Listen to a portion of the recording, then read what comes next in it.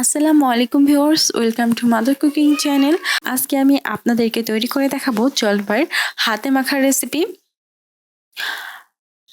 আজকে আমি কয়েক পদ্ধতিতে জলপাই হাতে মাখিয়ে আপনাদের দেখাবো।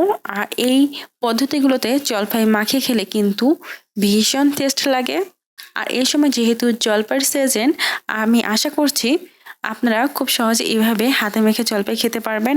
আর এই রেসিপিগুলো কিন্তু প্রত্যেকটাই খুবই মজার হয়। চলুন প্রথমে আমি শুরু করি জলপাইয়ের ভর্তা দিয়ে। প্রথমে আমি এখানে প্রায় 1 কেজির মতো জলপাই নিয়েছি। এখন আমি এই জলপাইগুলোকে খুবই ভালোভাবে ধুয়ে নেব। আর এই জলপাইগুলোকে আমি খুব ভালোভাবে ধুয়ে নিয়েছি। আর আপনারা চেষ্টা করবেন এই জলপাইয়ের মধ্যে যে বোটাটা লাগানো আছে এরকম ছোট, সেটা তুলে ফেলার। আর কাঁচা অবস্থায় যদি এটা তুলতে অসুবিধা হয় তাহলে সিদ্ধ করে এই বোটাগুলোকে উঠিয়ে ফেলতে পারেন। এখন আমি এই জলপাইগুলোকে একটা কড়াইয়ের মধ্যে ঢেলে দিচ্ছি। দিয়ে দিচ্ছি পানি। আমি জলপাই বরাবর পানি দিয়ে দিচ্ছি। তারপর আমি কড়াইয়ের ঢাকনা লাগিয়ে দিচ্ছি। তারপর আমি এই কড়াইটাকে চুলার উপর বসিয়ে দিচ্ছি। এখন আমি এই জলপাইগুলোকে খুবই ভালোভাবে সিদ্ধ করে নেব। একটা জিনিস মাথায় রাখবেন যে এই জলপাইগুলোকে কিন্তু অবশ্যই খুবই ভালোভাবে সিদ্ধ করে নিতে হবে, যাতে এই জলপাইগুলো হাত দিয়ে খুব ভালোভাবে ভাঙা যায়। এখন আমি চুলার উপর একটি তাওয়া বসিয়ে দিচ্ছি।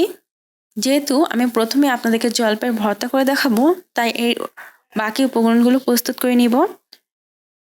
এখন আমি চুলার তাওয়ার মধ্যে দিয়ে দিচ্ছি রসুনের কোয়া 2 টেবিল চামচ। আর আমি যেহেতু রসুনের কোয়াগুলো একটু বড় নিয়েছি, আর এই রসুনের কোয়ার গায়ের মধ্যে যে চোকলাটা ছিল সেটা আমি কিন্তু ছিলে নিইনি। দেখুন রসুনের কোয়াগুলো কিন্তু চোকলা সহ রয়েছে। এখন আমি দিয়ে দিচ্ছি আদা 1টি টুকরা, এইরকম মিডিয়াম সাইজের। এখন আমি এই রসুনের কোয়াগুলোকে তাওয়ার মধ্যে এইভাবে ছড়িয়ে ছিটিয়ে দিচ্ছি। তারপর এই তাওয়ার মধ্যে ঢাকনা লাগিয়ে দিচ্ছি। এতে করে এই রসুনগুলো টেলে নেওয়ার সময় কোনো রকমভাবে রসুনটা খুব বেশি ড্রাই হয়ে যাবে না, আবার এর মধ্যে কোনো প্রকার কাঁচা গন্ধ থাকবে না, এবং রসুনটা কিন্তু খুবই ভালোভাবে টেলে নেওয়া হবে। এখন আমি প্রায় 5 মিনিটের মতো সময় চুলার একেবারে লো আঁচে এই রসুনের কোয়াগুলোকে তাওয়ার মতো এইভাবে ঢাকনা দিয়ে রেখেছি। এই সময় আমি ঢাকনাটা খুলে দেখাচ্ছি। এ সময় কিন্তু রসুনের কোয়াগুলোকে এইভাবে উল্টিয়ে দিতে হবে। তারপর আমি আবারও তাওয়ার মধ্যে ঢাকনা লাগিয়ে দিচ্ছি। ঢাকনা লাগিয়ে আরও প্রায় 1 মিনিটের মতো সময় রেখে দিচ্ছি। আর এই সময় অবশ্যই মাথায় রাখবেন চুলার আঁচটা কিন্তু একেবারেই লো রাখতে হবে, তাহলেই কিন্তু রসুনের কোয়াগুলো খুব ভালোভাবে টেলে নেওয়া হবে এবং এর মধ্যে কোনো প্রকার কাঁচা গন্ধ থাকবে না।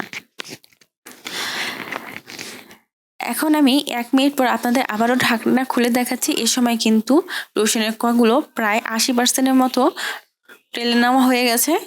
এখন আমি এর মধ্যে দিয়ে দেব শুকনো মরিচ। আমি এখানে প্রায় 5 থেকে 6টি শুকনো মরিচ দিয়ে দিয়েছি।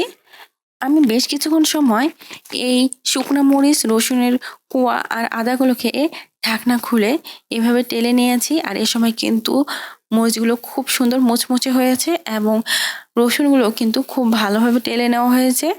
এখন আমি চুলাটি অফ করে দিব এবং এগুলোকে প্রায় 2 থেকে 3 মিনিটের মতো সময় গরম তাওয়ার উপরেই বসিয়ে রাখবো। এতে করে কিন্তু শুকনো মরিচটা আরও কিছুটা মুচমুচে হবে। এখন আমি একটি প্লেট নিয়ে নিয়েছি। এখন আমি এই রসুনের কোয়াগুলোকে এইভাবে চকলা ছাড়িয়ে নিব। দেখুন প্রত্যেকটা রসুনের কোয়াতে কিন্তু চোকলা লেগে আছে, আর এর কারণে কিন্তু রসুনের কোয়াগুলো পুড়ে যায়নি, কিন্তু রসুনের কোয়াটা খুবই ভালোভাবে টালা হয়ে গেছে। দেখুন, আর রসুনের কোয়াগুলো খুব ভালোভাবে ছিলিয়ে নেওয়া যাচ্ছে।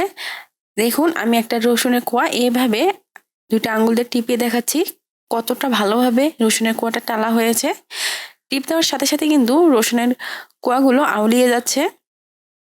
ঠিক রসুনের কোয়াগুলো এইভাবেই টেনে নিতে হবে, তাহলে কিন্তু এই জলপাই মাখাটা খেতে খুবই মজার হবে।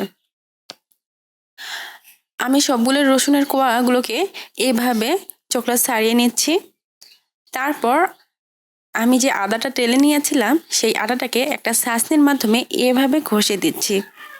আমি সম্পূর্ণ আদাটাকে এভাবে ঘষে দিয়েছি। এখন আমি এর মধ্যে দিয়ে দিচ্ছি শুকনো মরিচ। আমি শুকনো মরিচগুলোকে এভাবে হাত দিয়ে ভেঙে দিয়ে দিচ্ছি। যেহেতু শুকনো মরিচগুলো খুব সুন্দর মুচমুচে হয়ে গেছে, তাই এভাবে হাত দিয়ে ভেঙে দেওয়া যাচ্ছে। আমি এখানে 2টা শুকনো মরিচ ভেঙে দিয়ে দিচ্ছি। আর আপনারা যারা ঝাল খেতে পছন্দ করেন তারা প্রায় 4টে শুকনো মরিচ ব্যবহার করবেন, তাহলে কিন্তু ঝালটা পারফেক্ট পাবেন। আর আমার বাসায় যেহেতু ঝালটা একটু কম চলে, তাই আমি এখানে ঝালের পরিমাণটা কম ব্যবহার করছি। এখন আমি এর মধ্যে দিয়ে দিচ্ছি লবণ, প্রায় হাফ টেবিল চামচের কাছাকাছি। এখন আমি এই শুকনো মরিচ আর রসুনের কোয়াগুলোকে লবণ দিয়ে খুবই ভালোভাবে মেখে নিব। আমি বেশ কিছুক্ষণ সময় এগুলোকে খুব ভালোভাবে মেখে নিয়েছি। এখন আমি দিয়ে দিব ধনিয়া গুঁড়া হাফ চা চামচ, গোলমরিচের গুঁড়া হাফ চা চামচ, জিরা গুঁড়া হাফ চা চামচ।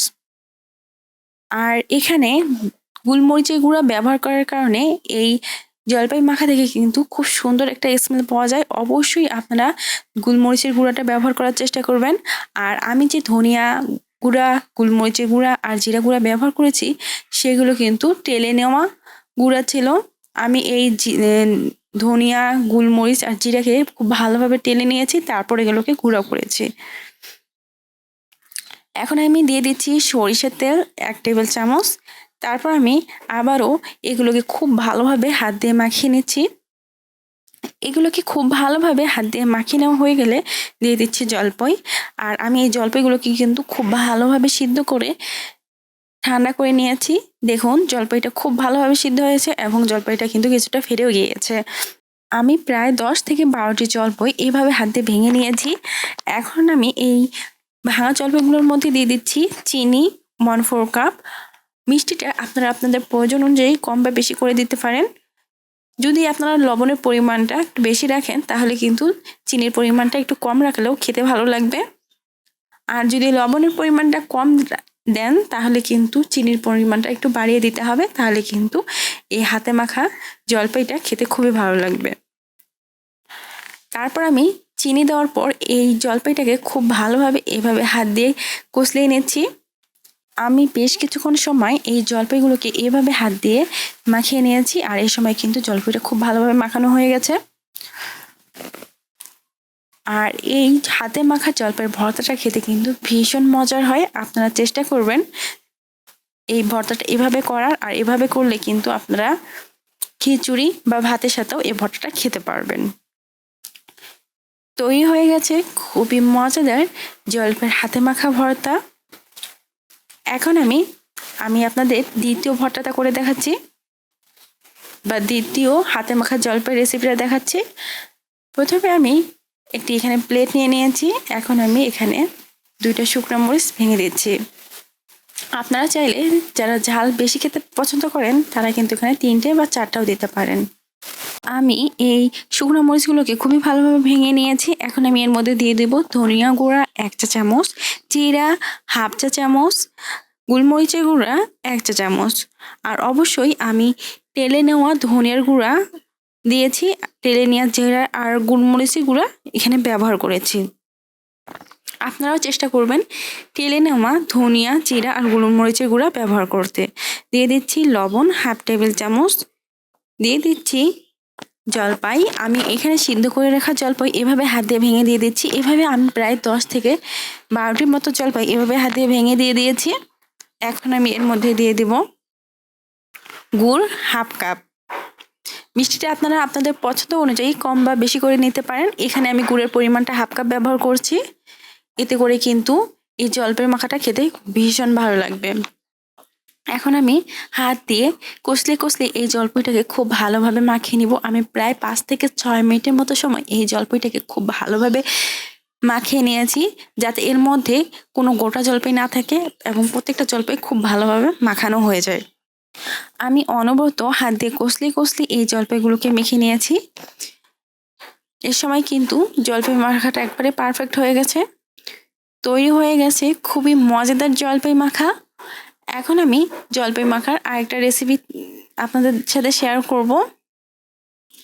তার জন্য আমি এখানে একটি প্লেট নিয়ে নিয়েছি। দিয়ে দিচ্ছি লবণ, প্রায় 1 চা চামচ, দিয়ে দিচ্ছি চিনি 2 টেবিল চামচের একটু বেশি, দিয়ে দিচ্ছি জলপাই।